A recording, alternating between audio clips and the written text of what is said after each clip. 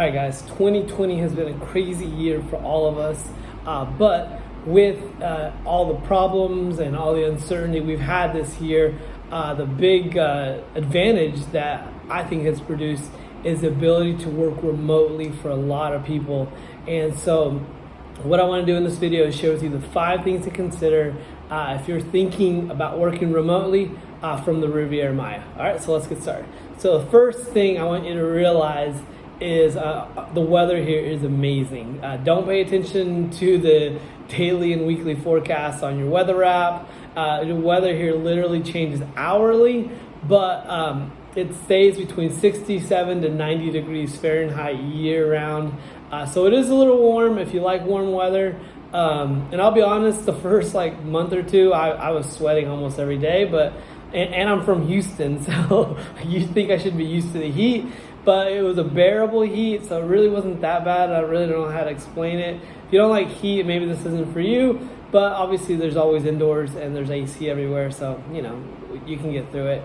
But the reason I say don't pay attention to the daily, sometimes it'll call for rain that day, and it'll literally rain 5 minutes that day. So if you've ever been to Miami or if you've ever been to Hawaii, it's the same thing. It rains for 5 minutes and then just stops. Sometimes it'll be no clouds in the sky and just raining, So obviously that's what happens when you're next to the ocean, But anyway, so just consider that as the weather here is gorgeous, but a little rainy. Next thing I want you to consider before moving down here, or when you're thinking about what city to move to, is take the time to immerse yourself in each town. That's what I did. The first month I was here, I just traveled to all the local towns. I started in Playa, Carmen. I kind of had a feeling I was going to want to move here. I did some research, obviously, before I came. But the prices looked a lot cheaper for apartments. It looked like walkable distances everywhere. But I did take the time to go to the other towns. I went to Tulum. What I liked about Tulum is that the center downtown is a very small part. You can walk around everywhere. Oh, and by the way, I hate driving. So to me, walking, if I can walk there within 10 minutes, that's optimal for me. Any more than 10 minutes, I'd prefer not to. But, there's obviously always taxis and things like that. Anywhere you go, probably. And that's the thing, too, was, like I said, that I took the time to visit each town. I went to Tulum. I went to Bacalar. I went to Cancun. I went to the major towns. I didn't stop in the small towns. I didn't really want to be in a small town. I wanted lots of options for eating, going out, things like that. But those are the main ones I was considering. And but I ended up staying at here in Playa del Carmen because I just enjoyed all the amenities, all the restaurants, all the things like that. Once you do that, and I'm not telling you where to stay. If you want to go to Cancun, go right ahead. I didn't like it. To me, it was like Houston that was next to the beach. And I almost compared the beach. No, I wouldn't compare Houston to Galveston, but it is kind of you got to drive to the beach. You can't walk to the beach. If you're downtown, unless you want to stay in a hotel, but the hotels pretty much took over the beach scene. That's what I didn't like about Cancun. I felt like it was like I said, Houston next to the beach. So I wasn't too crazy about it. Playa del Carmen had the best of everything for me. But then once you do that, once you immerse yourself and decide which town you want to live in, find which part of town you want to live in. I would recommend staying in different Airbnbs, different hotels. The mistake I made was I rented a hotel for a month because they had a super good deal in September, I think. And it was 3,000 pesos for a month, which is $150. Where else are you going to find that kind of deal? So I immediately took it. It was, they claimed it was a 3 or 4 star hotel. I would probably give it a 1 or 2. It wasn't that bad. I mean, you could tell it was probably built in the 70s or 80s. But it was remodeled, so it wasn't a bad place. But I remember, and this will lead into the next one, but the Wi-Fi in my room just sucked. Luckily on my computer, I was able to do the basics, but if I would have needed hardcore data transfers or downloads, it would have taken a long time. But I was able to do the basic stuff on my computer, YouTube, Facebook, all my work related stuff I was able to do from there.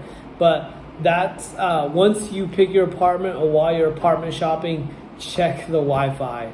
And I mean check it in every room. So when I was looking for an apartment to stay in, I was checking the Wi-Fi. And the one thing I didn't realize is that my phone has horrible Wi-Fi, and I have an iPhone 11. You'd think it'd have pretty good Wi-Fi, but it sucks. Well, compared to my computer.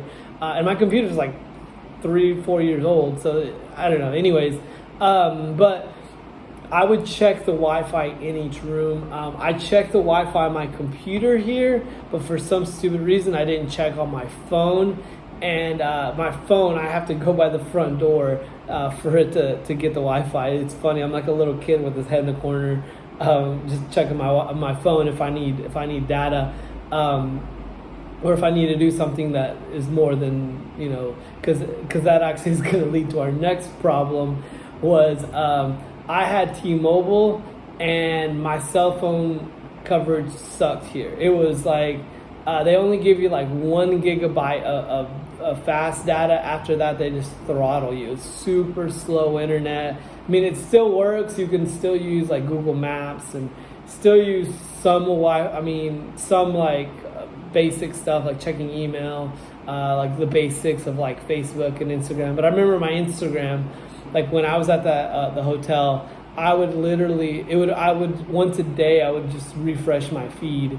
It did help keep me off of my phone a lot when I was there, because like I said, the Wi-Fi on my phone at the hotel I was at did not connect at all.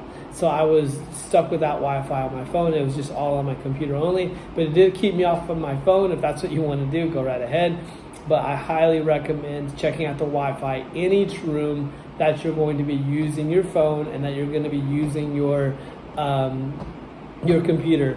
I remember the place I have now, literally my bed has the best AC, but the door has the best Wi-Fi. So I have to pick, either do I want AC or do I want Wi-Fi. It's kind of funny, but those are really 5 things I think you should really consider. But it's super cheap to live here. In Houston, I was paying like $1,100 a month for an apartment I didn't even like. Here I'm spending, I pay 5,000 pesos, which is $250 for a studio apartment that is literally 5 minutes from the beach. And that's how I picked this place. It was 5 minutes from the beach, 5-minute walk to Walmart. There's tons of restaurants in the area. There's tons of bars, tons of things to do. Literally the bus stop is like I said, maybe 7 minutes away. Everything is within walking distance. I'm smack dab in the middle. But if you have any questions you would like to know about the area, leave it in the comments. If there's anything I can help you with, leave it in the comments below. Guys, thank you so much for watching this video. Bye.